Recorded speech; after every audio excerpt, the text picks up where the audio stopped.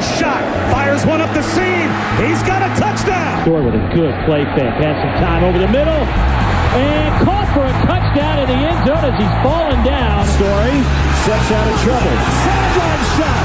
Wide open shot and O'Grady. Storey steps up in the pocket, throwing down the middle. Has a man. Petway. Touchdown. All right, for the first time in show history, we're going to welcome in another Ty to the program. Former Arkansas and Western Kentucky quarterback and current Bentonville West 7th grade men's football and basketball coach Ty Storey now joins us. Ty, good morning. Thanks for making some time for us. You won back-to-back state titles football for the Charleston football team, but I heard you could hoop too, man. When you were looking at this job and when you were talking to Grimsley Junior High about this job, did you also ask to be the basketball coach as well?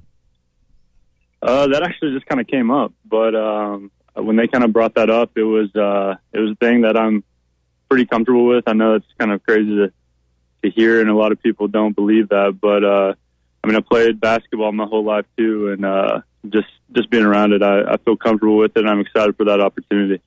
So we're about 20 minutes or so from Charleston. Have you moved up to NWA yet, or are you still back here in Charleston? No, actually, I'm in Charleston for now, but we're actually going up today to start looking around for houses and try to figure out the best area to be and what we're going to do. So that's we're just now starting that process of moving our stuff up. So there's a couple former Arkansas quarterbacks in the coaching ranks. Zach Clark at Springdale, Casey Dick at Fayetteville, Ryan Mallett's now coaching at Mountain Home. Have you, and I know they're at the high school level, but have you talked to these guys, just kind of what it's like coaching football here in Arkansas? I haven't really talked to him recently. I know Coach Clark over at Springdale. I've been pretty close to him. My old DC, Coach Brett Hobbs, is over there actually. So I actually went over and visited with them a lot last year, and I've always kind of been close to that group. But no, I really haven't been able to sit down and talk with those guys. I know Coach Dick used to be at Bentonville West, and I've heard nothing but great things about him. So, no, I haven't had that opportunity yet, but I would love to eventually get to sit down and talk with some of those guys, but not yet. Ty, you're the son of a coach. You're the son of two educators. Was there ever any doubt this was the career path you were going to follow? Is this what you've always wanted to do, or were there times in your life you looked at maybe doing things outside of coaching and being in education? No, this was about it, honestly. Going into college, since day one, I kind of went in with the mindset of I wanted to come out, obviously, with the NFL dream first, and then if that didn't work out, I was going to jump into coaching wherever that is. I still have every playbook I've ever gotten, I think, all the way back to junior high, it seems like. So I feel like I got a lot of stuff over the last probably 10, 15 years for plays and stuff. What are you taking into this job that you've watched your dad, Shane, who was the head coach at Charleston for many years, watching your mom, who's an educator? What have you learned from watching them up close that you think will be good advice for you when you start this new role in Bentonville? Oh, man, there's a lot of stuff, but I think one thing is going to be patience early on, especially with my 7th graders. I know it's going to be a learning curve for some of them, but then again, some of them are going to be able to pick up on it pretty quickly. So it's, over the years, there's been so much those guys have taught me and stuff. So it's kind of hard to just pick one, but I would say going in with an open mind and being able to adjust what we want to do is one of the bigger things. Clay? Casey, this is Clay Henry. I'm going to give you some advice. Do not listen to the parents. Yeah. They're gonna try to help you coach. Did you understand that? Well, yeah, I appreciate that. I take that down. It's happened before, right? Yeah, there's no doubt about that. Yeah, I can remember talking to my daughter who played college soccer, and there was some thought she was going to be a high school soccer coach, and she told me, she said, "Dad, I don't think I can do it." And I was like, "Why?" She goes, "There's too many parents just like you, Dad."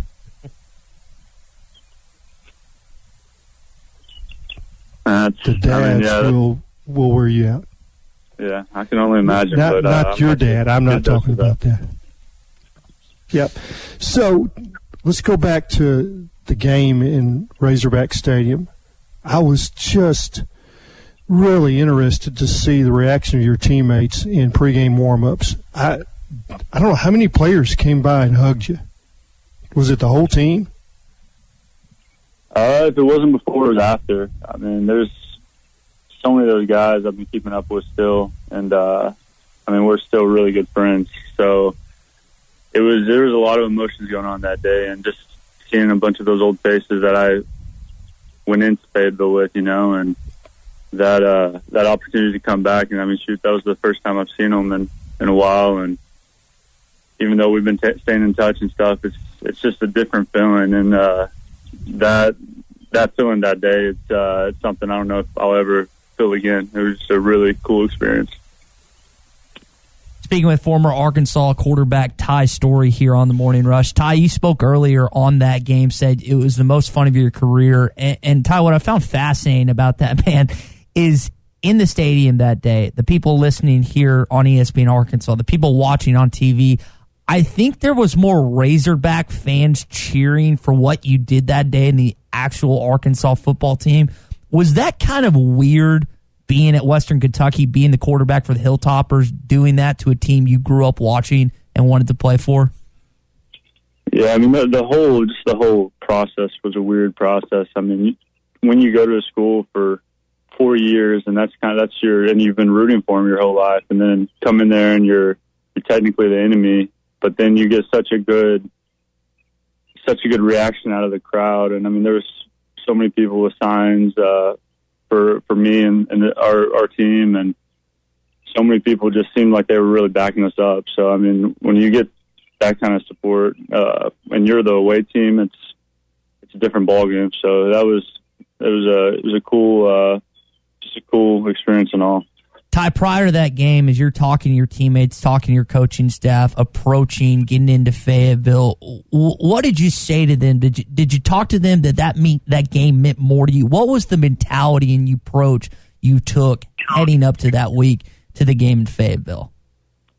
I don't think I had to say much. I mean, those guys knew, and I think they knew kind of by my demeanor going into the game, and even all the practices leading up to the game. It was just something a little different, and they knew it was different. And I mean, there was nothing I had to verbally say any different than just going out and what I do every week. But they knew just by how I was walking, how I was moving around, how excited I was for that game. Ty, did you consider, or are you considering coaching in the college ranks? And I know that generally starts out with being a GA. What led you to the path of coaching there in the Bentonville school system, and not going the college route? Is college coaching something you're considering someday?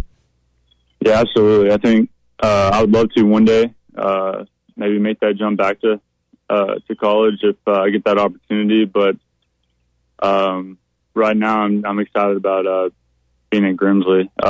It was it's an opportunity that I could get back into Northwest Arkansas in one of the best school districts in Arkansas. And when you get that job, just kind of come open like that, it's hard to turn that away. But one day, I think it'd be awesome to try to get into college coaching. And I've stayed in contact with all my coaches, but we'll kind of see, and we got to see how it goes. I mean, it just wasn't a great time to get back into college at this point. But I mean, it could be maybe 5-10 years down the road. Do I see myself? Maybe. It's just got to see kind of how it rolls. But as of now, I'm just excited to work for Bentonville West and everything I can do, and we'll see what we can do. I'm excited to learn from a bunch of those guys too. I mean, it's some of the best coaches you could be around at this point. So I would imagine coaching young kids in football, while it will have its challenges, it's just more comfortable to you because it's football. How are you going to go about coaching basketball too? Because you played basketball, but it's been a little while since you've been around basketball. Any apprehensions about that part of your job? It's been a while for sure, but I mean, I've still been watching basketball a lot. I mean, I'm a sports fan, and I don't think I could go coach every sport. No, there's no doubt I couldn't do all that, but something like basketball that I'm familiar with, I feel really comfortable about it. And I know Coach White there and the basketball program is going to help me kind of get back into that into that mode. But still, I feel very confident about coaching basketball.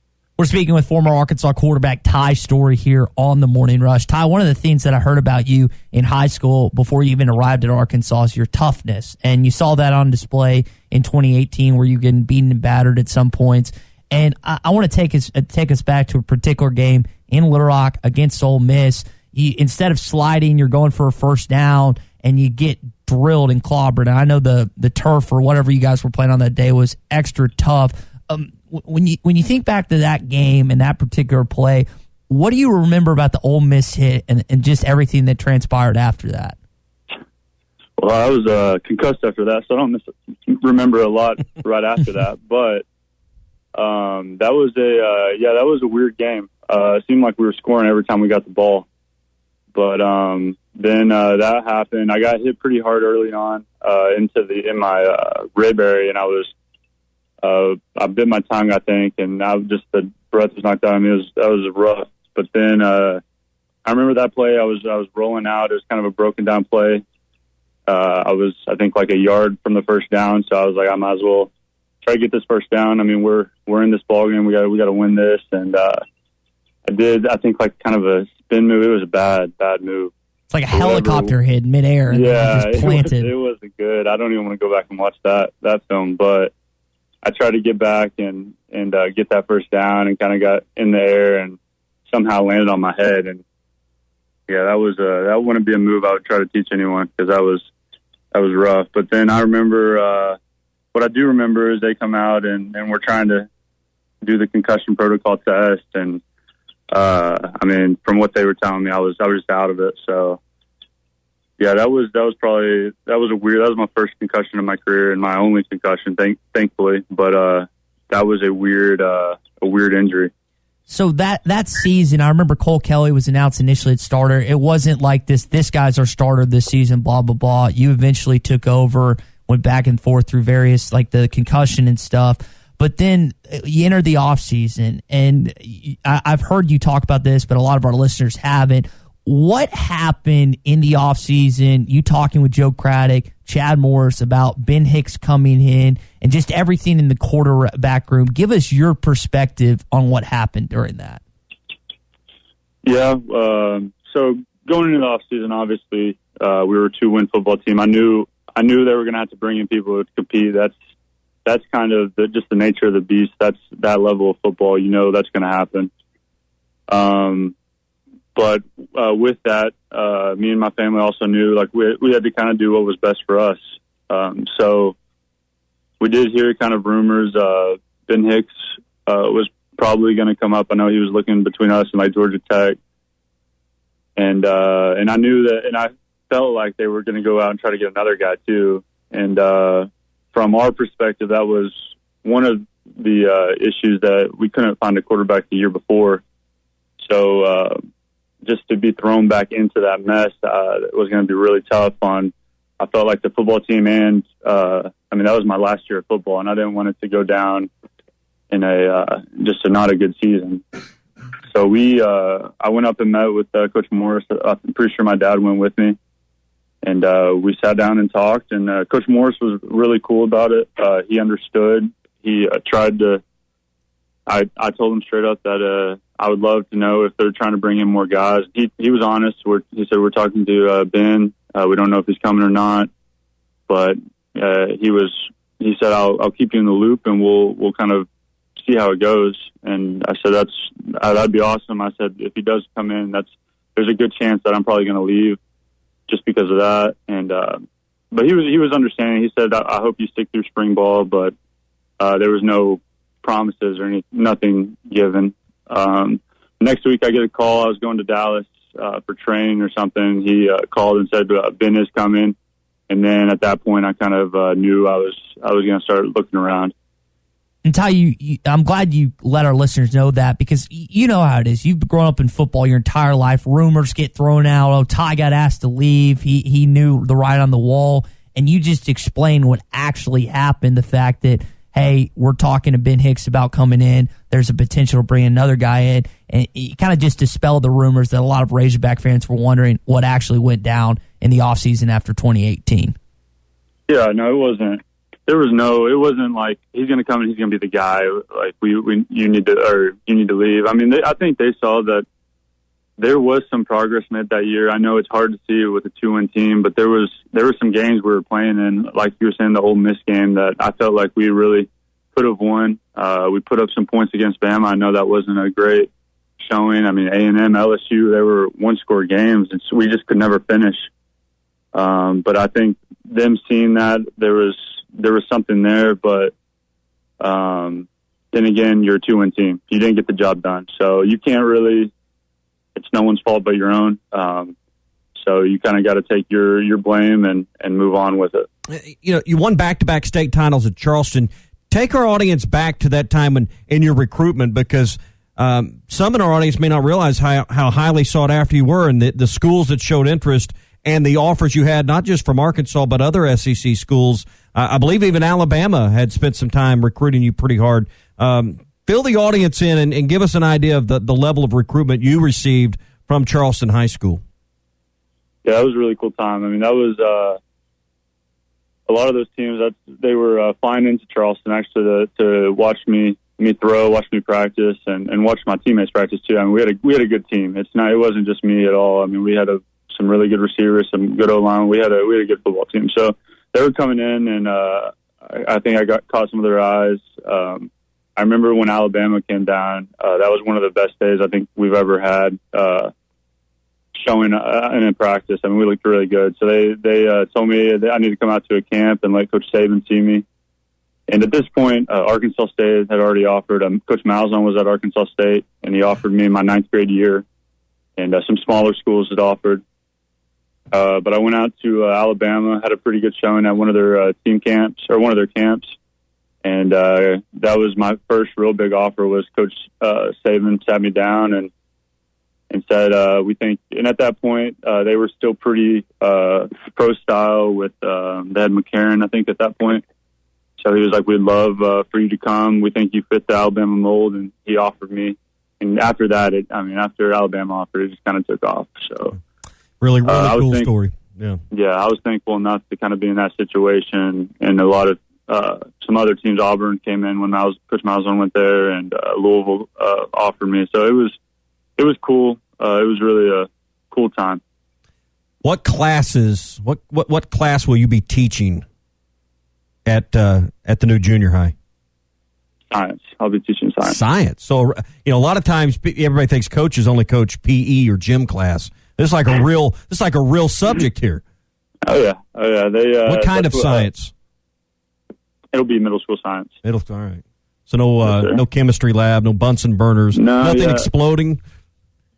No, not yet. We probably won't start off with that. So we'll kind of follow the curriculum, and we'll go from there. I'm trying to imagine Ty waving a kid under the acid rain thing and pulling the lever to make sure he does that. Right. Ty Storey here, former Arkansas quarterback, with us on the Morning Rush. Ty, before we let you go, man, when you look back at your career at Arkansas, the time you spend the film room, the coaches, just the quarterback room, do you feel like you got a fair and honest shot to be the starting quarterback at the U of A?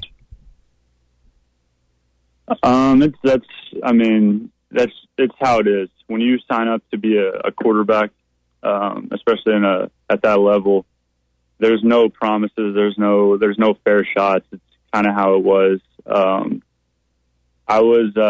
When Cole came in and they kind of blew him up. It was tough on me at the time, but you kind of learn from that too. You kind of understand this is college football. You're just going to have to outwork them. So I don't know if anyone honestly gets a fair and honest shot. That's just the nature of the beast. It's college football. You sign up to do it. It's not easy. That's why not everyone does it, but I feel like I had a good career. I've met a lot of great people, and I had a good time doing it. And I've learned a lot. Had a lot of great coaches. So, it is what it is, and I'm at peace with that. Ty Storey, former Western Kentucky, former Arkansas quarterback, current junior high, both basketball and football, 7th grade at Bentonville West's middle school. Ty, really appreciate the time. Thanks for carving out for us some of it this morning, man. And best of luck this upcoming season. Yeah, thanks, Ty. I appreciate it, guys. Thank you so much.